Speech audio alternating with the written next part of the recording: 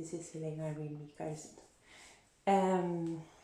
I wanted to explain a little bit what actually happened, that I couldn't have my concerts. And I had gone to Düsseldorf via a taxi company called City Hopper, actually just to do some shopping and things like that. And there I got, I was into a cafe and I had a cup of coffee, and there was a Turkish man coming over, asked if he could sit down with me and talk with me.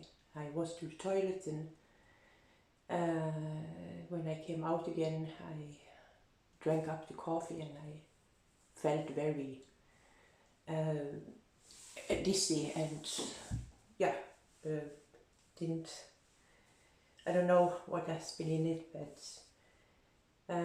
it kind of made you feel that you had a lot of alcohol, let's say. And then because of that, they took me with to a car from Düsseldorf Centrum and to the airport. There came an Italian man who was renting a place there. He said he paid 12,000 euro a month to rent this coffee place in Düsseldorf airport.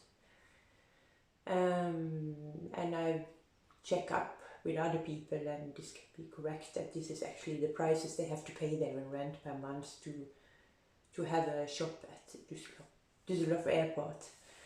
And then there he said, I want to buy you a cup of coffee, and it's all on me, and I'm owning this shop there, and blah blah blah. Still I felt like doped from the coffee already in the centrum there by the Turkish man. So I said yes to the offer, and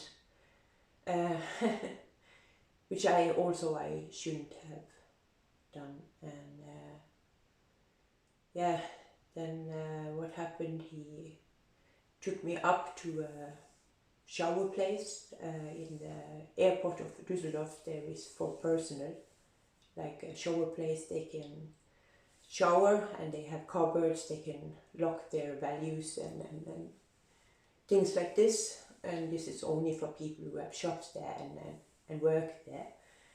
And there was a shower, and he said, now I want to, you have to dress naked for me, and I want to look at you while you shower naked. Because I was doped, I did, and was a bit scared. I did what the man said, and there was no towel there or anything afterwards. So we just grabbed out some papers of what you dry your papers with when you've been to the toilet, like this brown, greyish drying paper for dry the hands after you wash them on official toilets, let's say. So he just gave me a bunch of that, and I had to dry my body with this paper. After that, two of them forced me to buy a ticket with my own money to go to Turkey, and I didn't. I was doped, and so I gave them the information to my is called a mini bank brick, and my Visa card and everything, and then there was a car standing outside the airport. There I got brought to Istanbul, and there was a house with prostitution. I got away from there. I tried to make it as short as possible, so there is maybe some things I forget to tell about or something, because if not it will be very detailed and very long. Anyway, I managed to get from there to it's a place near Alanya in Turkey, and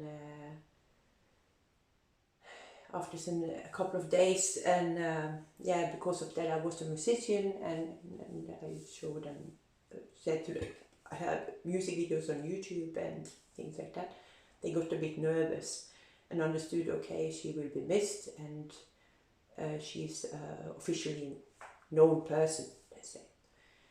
And yeah, there I also was in control on the new place, and yeah, no matter emergency number I called, or I didn't get through, or it didn't work, so I didn't reach out nowhere to get help when I could use the phones. So when yeah, and then in the end, actually it was Oliver who really felt that something is really not right here. So he called the Norwegian embassy in Turkey, and they tracked my mobile phone, and they sent me SMS and called me. And yeah, during the time before, when I tried myself to call the emergency numbers, I forwarded it to Oliver, that he could hear and see that I tried, and nobody picked up the phone. So, and yeah, so and then the Norwegian embassy called to the place, and I could get out of the place, and I went to the Norwegian embassy office, and there they helped me to get a flight back to Germany, and I was reported as a missing person, and yeah, and basically why the photos on Facebook and stuff ended there was simply because they doped me there, yeah, kept me under dope in this whole situation. So even when I came back, it took a couple of days before the dope they had given me was completely out of my system and my body. So yeah, and for the rest I never cancelled a gig, and yeah, because of what happened there, I didn't manage to get to my shows, and I'm really, really sad about it, and but I will make sure that my next gigs I will be there, just to be very, very careful, and not sit down and talk with strangers, and sometimes I can be a little bit naive when it comes to that. So yeah, this is shortly what happened, and it is actually a bit scary, and if somebody want to check it out, they can see themselves that it actually is shower rooms for the people who own shops there in Düsseldorf airport, and where this Italian dude brought me in to force me to see me naked while I was showered. And the whole situation was actually really, really scary for me, and the last thing I wrote on Facebook before this happened was, I'm looking forward for the gigs. So yeah, so yeah, but it's good that Oliver really could notice that something is really not right there, and that he called the Norwegian embassy, and that they could track my phone to see where I were, and for so to help me. I actually got a plane the same day. So yeah, so that's thanks to the Norwegian embassy, and that Oliver took action, and I could really feel and notice that something was really, really wrong. So this is the short explanation of what happened. I can give a longer one later, and tell a little bit more what happened there and things like that. So I'm sorry for the fans that I couldn't be there, and yeah, and yeah, this is the explanation, and that is not me to be at my gig. I do everything to be at my gigs. No, it's, when something like that happens, it is out of my power, out of my control, let's say. And yeah, it was really, really scary. So yeah, thank you for listening and looking at the explanation, and yeah, see you next time on the next Imperial Gig, and thank you. Love you, bye.